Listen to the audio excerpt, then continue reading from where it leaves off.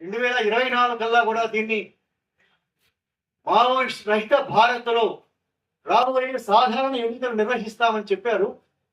సాధారణ ఎన్నికలలో మీరు గమనించి ఉంటారు మిత్రులారా, చివరికి ప్రధానమంత్రి కాశ్మీర్ వెళ్ళి కూడా, కాశ్మీర్లో మావోయిస్ట్ ఉద్యమం లేదనుకుంటాను, నాకు తెలియదు, అక్కడికి వెళ్ళి కూడా ఆయన మావోయిస్ట్ ఉద్యమం గురించి మాట్లాడారు. మావోయిస్ట్ రహిత భారత్ మార్చుతాము అంటే ఎన్నికల రాజకీయాల్లో బయట ఏమో కాంగ్రెస్ కూటమి బీజేపీ కూటమి మధ్య ఓట్ల యుద్ధం జరిగినట్టుగా మనకు కనిపించింది. కానీ భావజాల రాజకీయ రంగంలో జరిగింది ఏమిటి అంటే సంఘ పరివారకు మావోయిస్ట్ భావజాలానికి మధ్య యుద్ధం.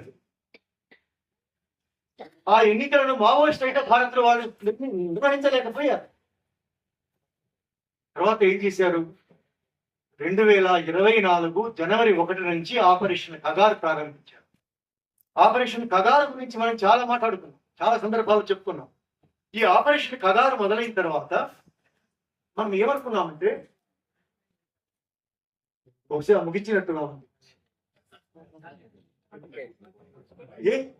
వాళ్ళు ఏం చేశారంటే మనం సైనికంగా మాత్రమే విప్లవోద్యమాన్ని నిర్మూలిస్తారు, సైనికంగా మాత్రమే దీన్ని అణిచివేస్తారు అని అనుకున్నాం. ఎందువల్ల అంటే డజన్ల సంఖ్యలో మనుషుల్ని చంపేశారు, సాధారణ ప్రజల్ని, ఆదివాసులను, మహిళలను, పిల్లలను చంపేశారు, విప్లవోద్యమ నాయకత్వాన్ని చంపివేశారు. మనం నిజంగానే భయపడ్డాం ఇది ఎక్కడ రాకపోతుందో అనేసి. కానీ వాస్తవానికి ఏంటంటే మిత్రులారా, విప్లవోద్యమ బలం మనందరికంటే ఎక్కువ తెలిసింది ఎవరికి అంటే భారత పాలక వర్గాలు. భారత పాలక వర్గాల ఆపరేషన్, ఎందుకంటే వాళ్ళకి చాలా అనుభవం ఉంది. ఆపరేషన్ ఈనాటి నడిపారు, మొదటి దశ, 2వ దశ, 3వ దశ కూడా నడిపారు. అంతకంటే ముందు స్వాలోతులు నడిపారు, అంతకంటే ముందు లక్ష్మణ్ గారు చెప్పారు జనజాగరణ అభియాన్ అనేసి, అది నడిపారు. ఆపరేషన్ సమాధానం నడిపారు, ప్రహార్ నడిపారు,